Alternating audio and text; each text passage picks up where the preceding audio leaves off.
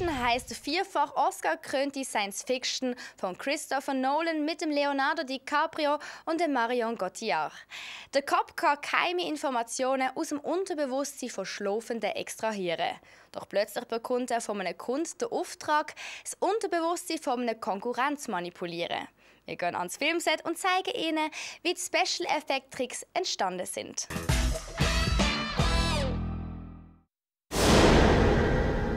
The material demanded this very large-scale approach. Inception certainly takes a lot of leaps in terms of the universal experience of dreaming. I wrote the script very much from my own experiences of dreaming and sort of extrapolating those. But there are certain things that we take to be common enough that people will be able to relate. The idea that you can't die in a dream. When you die in a dream, effectively you wake up. Things like the kick, the feeling of falling, snapping you awake. That seemed a very common thing, and certainly in talking to people, it seemed something that people really recognized. And it felt important to try and incorporate any of the really familiar touchstones of what it is to dream. Any of the things that are universal that could allow the audience to relate their own experience of dreaming to this rather, fantastical set of events. Chris often talked about this sort of Escher-like architecture world where things are built on top of each other in layers and this endless stream of creation. So in that respect, from a character standpoint and working with him, was to say, look, if all these dream states are real to him, we have to treat them emotionally that way. In other words, everything needs to be emotionally charged. There were quite a few similarities in terms of what the filmmaking process is and what the characters and what the team of characters is doing in the film itself. They're creators, they're people who create an entire world for somebody else to exist in. And Inception is intended to be a film that tries to explore the exciting possibilities of the human mind and the infinite potential of the human mind.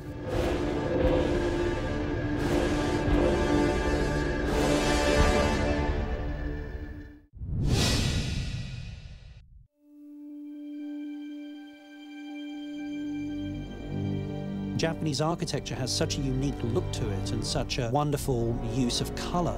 So for me, it was about creating a castle that was sort of somewhere between the 15th and 16th century that had then been inhabited by a modern man.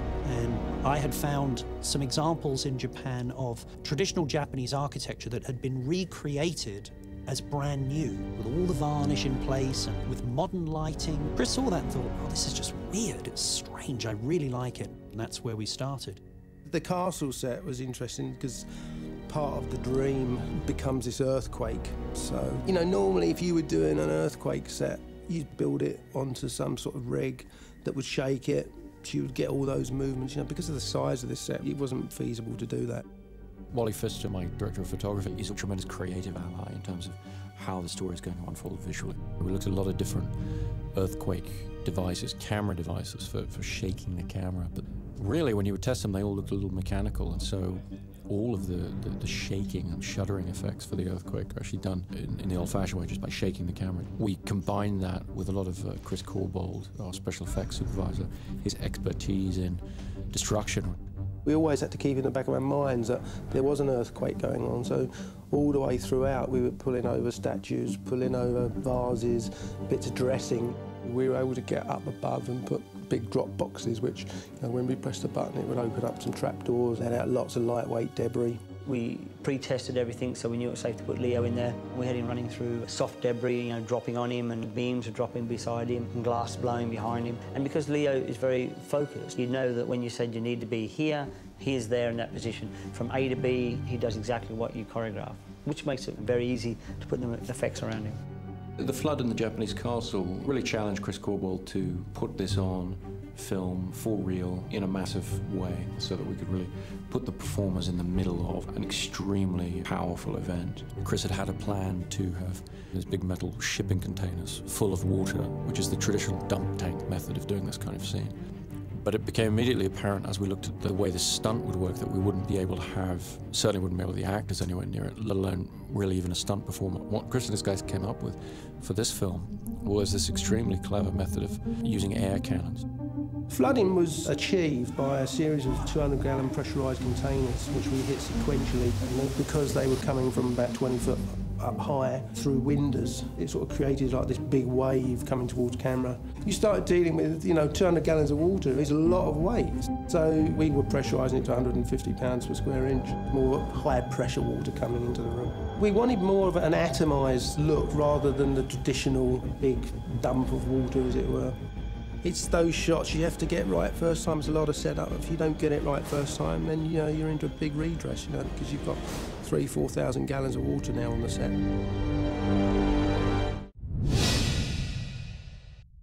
I've always loved the work of M.C. Escher, and some of his prints do the most wonderful job of expressing paradox and infinity. I wanted to try and look at the concept of the Penrose steps, this infinite staircase, and look at how could you build it in the real world? Is there some real world equivalent of it? And what we found through a lot of model building, just physically building models, is there are different ways to achieve that illusion. They're all cheats, obviously. This isn't something that can exist in the real world. So, I devised a sequence whereby you would present it from one angle, the angle of optical illusion, where it works. Chris had already done some research and had decided how he wanted these Penrose steps to be. His first question to me is, can you build a Penrose step that actually works? And I said, well, of course you can, but actually it's almost impossible. We'd fitted the set into a location which was sort of a disused games company facility that was sort of constructed of steel and glass, one of those typical modern, beautiful buildings. And we'd designed this staircase in the same wood as the stairs that they had at this facility. So it almost looked like it was part of the environment. These steps have to be built in such a way that when you view them from the one angle, the topmost level of the staircase lines up with the bottommost level of the staircase. And so what visual effects is able to do is we're able to make computer models of all of this and work out exactly the dimensions of the steps that have to be built and where the camera has to be in three-dimensional space to be able to film it. It had to be done mathematically perfect. And in that, it had to be a particular lens at a particular height and distance, and the camera had to drop in a particular way to hide the trickery. The visual effects only real requirement on them was to remove the rig which supported the staircase, because the structure would have been probably a little dangerous had they not had a rig on it. It's visually quite dramatic and very carefully thought out.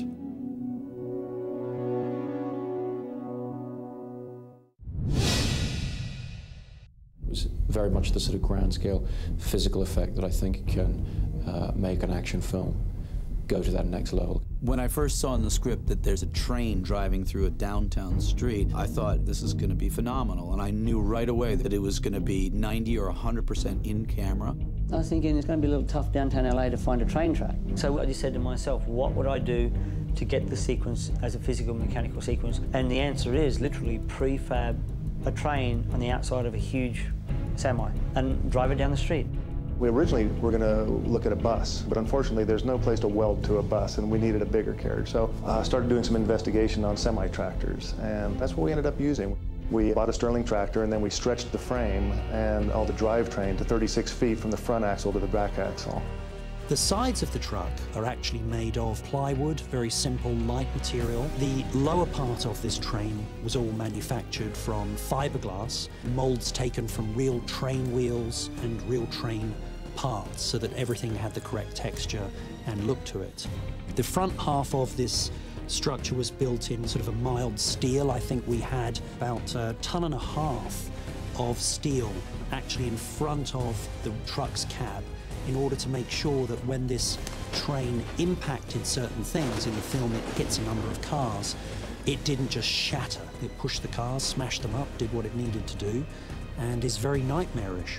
I really felt like the challenge of the scene was to try and get across the incongruity, the strangeness of the image, so that it didn't feel like a regular train crossing. One of the ways we did that is at the last minute, we ordered a lot more cars for it to smash through. We had been doing one or two, and we realized we really needed to smash through a whole row of these cars.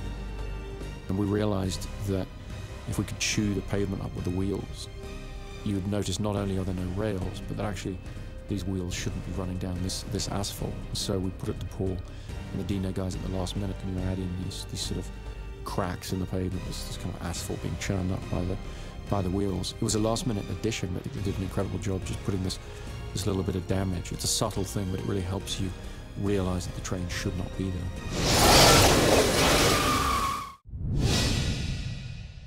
Alle Filmfans, die gerne wissen wollen, welche Streifen aktuell im Kino laufen, sind hier genau richtig.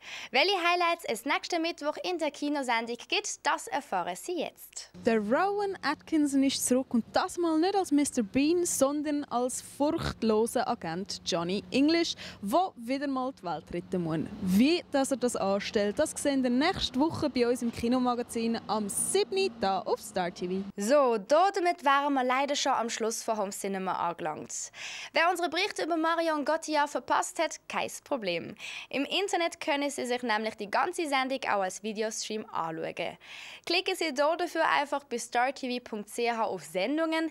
Dort hat es alle Ausgaben von Home Cinema. Natürlich sind auch wir auf Facebook präsent. Über unser Profil bekommen Sie so die spannendsten Infos immer als erstes. Ich sage jetzt Tschüss, ganz eine schöne Zeit und bis zum nächsten Mal. Und nochmal Happy Birthday, Marion Cotillard!